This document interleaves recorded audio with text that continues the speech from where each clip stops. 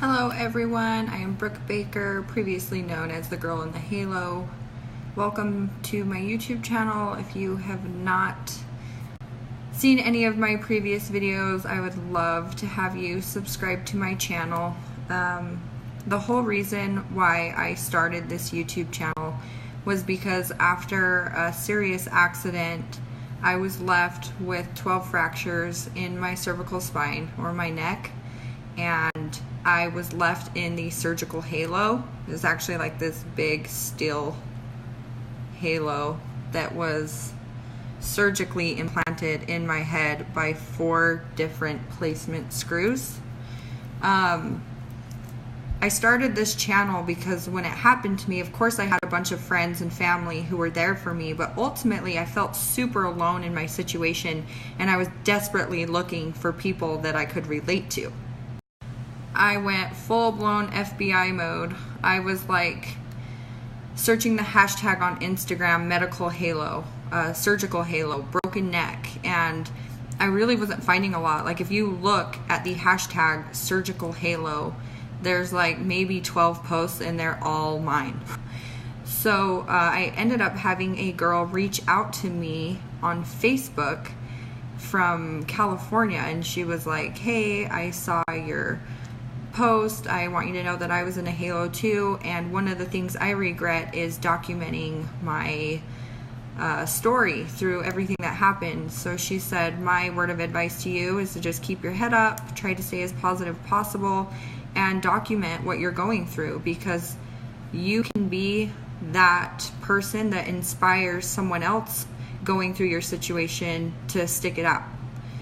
So today I want to get into the nitty-gritty of everything that happened post-surgery, as far as me taking care of myself financially. And even though it's a little bit scary to put your whole financial situation out there, I think it's extremely important to help others who are trying to receive assistance from the state, because my situation ended up being prolonged, and I'll get into that with you.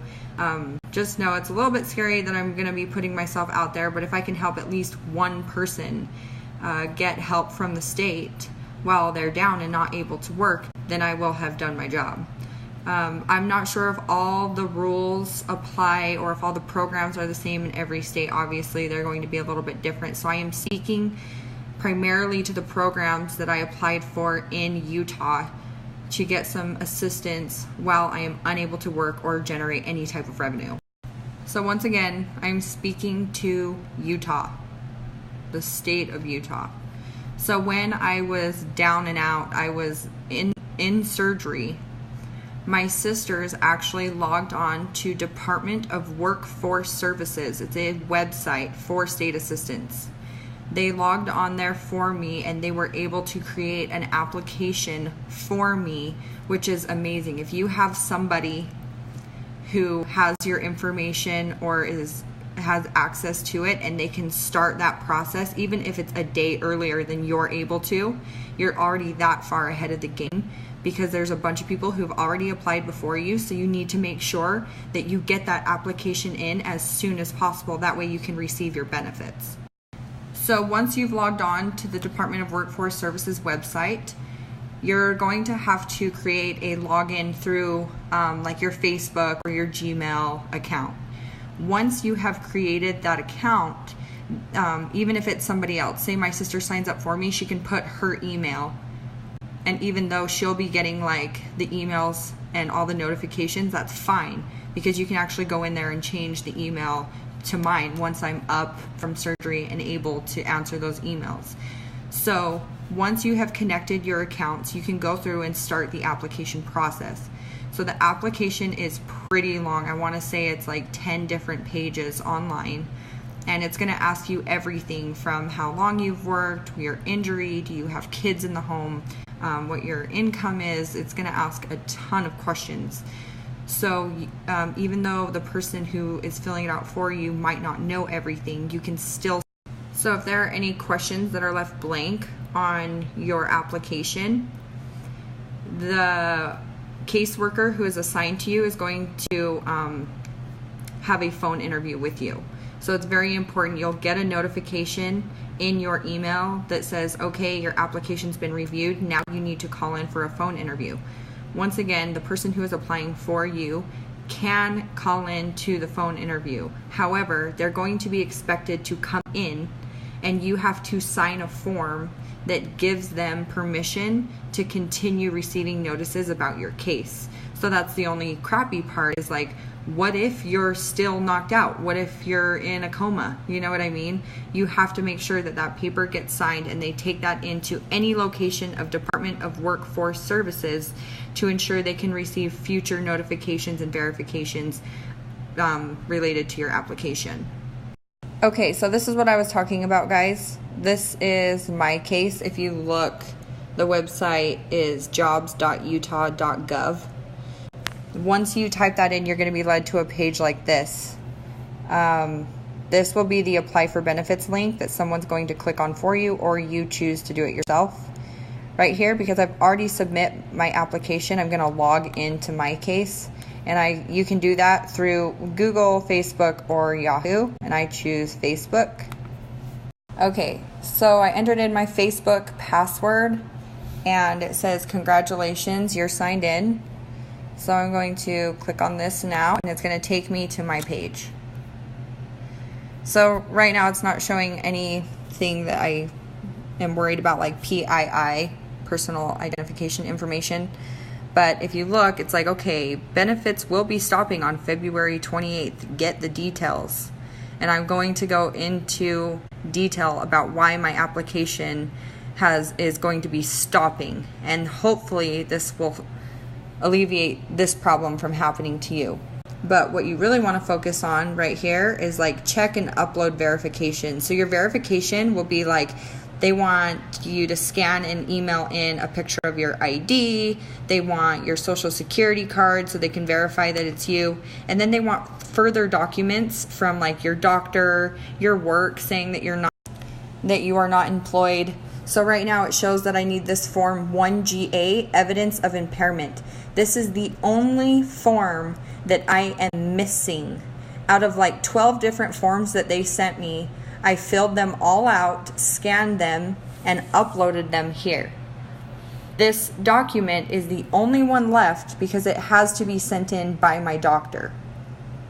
This is going to release my medical record and gives Department of Workforce Services full discretion to talk to my doctor about my medical disability, which is only temporary, but you have to be disabled or a single mother with one or more children in the home to get these programs. So as long as you see this blue upload button, that means you have documents that they need. Once that button's gone, you're good. So this is where my situation got tricky, and I don't want this to happen to you, is I literally uploaded every single form that I needed to fill out. Okay, and you can see that the form has been uploaded, right? Lastly, there was one form that I sent in that I got a notification back saying you cannot scan and email this document in, it needs to be faxed. So that was a very minor delay. I ended up emailing it to my sister. She faxed it over to me, to the Department of Workforce Services, and everything was fine. The main holdup was that I faxed this up to my doctor and he faxed it back down. I called and made sure that they got it, and she said that they received a cover letter, but they didn't actually receive the rest of the content of the form that was supposed to be filled out by my doctor. So I had uploaded all the forms that I needed. I faxed in the form that I needed to get to my doctor. I called the doctor's office, said, hey, I just sent in a fax. Can you make sure this gets faxed to DWS, Department of Workforce Services? The guy on the phone said, yep, I got it. I'm going to have the doctor sign it and we'll send it on over right now. So this form, it's called a 1GA. It's also attached to a form 22. The 22 form actually pays the doctor's office for them taking the time out of their day to fill out that paperwork for you. So the next day I called over to DWS and talked to my caseworker, and I said, hey, I just want to make sure that form got uploaded. She said, We see that the appointment was charged, and we do have a cover letter uploaded, but we don't have the rest. So there we go again. I'm having to call my doctor, fax my doctor, email my doctor. It went a week. So I'm not trying to bash my doctor. I take full responsibility that I could have been a little bit more on the ball. I could have called a million times. I just don't like being that pesky person. So that was my fault. He's a super busy man. I owe my life to him. He's absolutely amazing. But you have to definitely make sure that you have that follow-up with your doctor, because I am going on 2 weeks now. And I got a notification the other night that my food stamp application got denied and that my financial assistance got denied, because they automatically get denied after 30 days if you do not provide the medical proof or paperwork from your doctor that you do have a temporary disability. All right, so I'm going to backtrack a little bit. I did talk about uploading all those forms and what you need to fax into your doctor, right? Well, before that, I completed the phone interview. And while I was on the phone interview, I answered a bunch of questions about the accident, how much I get paid, when I'm expected to return to work. But eventually, they need all that proof from your doctor. So I was extremely happy when I got approved for food stamps. The food stamps, pretty much, you get more depending on how many people are in the household. Since I do have my own apartment and it is only me in the household, I ended up getting approved for $193 a month. So since I got approved in the month of January, they prorated it, and I ended up getting like $93 or $98 for the month of January. Then I also got approved for $198 for the month of February. Then I received a notice that because they still had not received the paperwork from my doctor, they were going to cut off my food stamps for the month of March and going forward. So until I get that paperwork in, I'm literally cut off from all programs. And if you look, it says financial assistance, denial date, auto denial after 30 days, because my doctor had not filled out that paperwork and faxed it in. Then the other program I applied for is the medical program. They will actually pay a huge portion of your medical bills that were not covered. And the estimated decision date, if you look at that, it's in April. So imagine, I'm covered by the VA because I am a veteran, but if I wasn't covered through them, I would owe. So the medical program is huge in helping you with any of your medical bills if you are not covered by medical insurance. Luckily, I am, because I am a veteran. I'm covered by the VA, but that is a great program that is at your disposal as long as you can prove it with your doctor. Then the financial assistance program, they typically only help you if you are a single mother, but we found like a loophole. There is like a subcategory where they will help you as long as you have a disability or even a temporary disability. But this program, just like the medical program, needs that proof, that 1GA form from your doctor. Alright guys, so I am going to end this video. I just wanted to make sure I could help anyone after an injury or a disability to get benefits from the state, because I had no idea that these programs out there existed, and if I didn't, I'm sure a lot of other people aren't aware. But there are programs out there that can help you. It's a pretty grueling process of uploading your forms, creating the application, doing the phone interview. Then they want you to go in person. Let me note that if you call them during your phone interview and you tell them, I can't drive or I can't make it out there, they will send a rep to your house. So that is something that they are willing to do in order to help you out. Just make sure that you have all those forms readily available and that you do get them uploaded as soon as possible.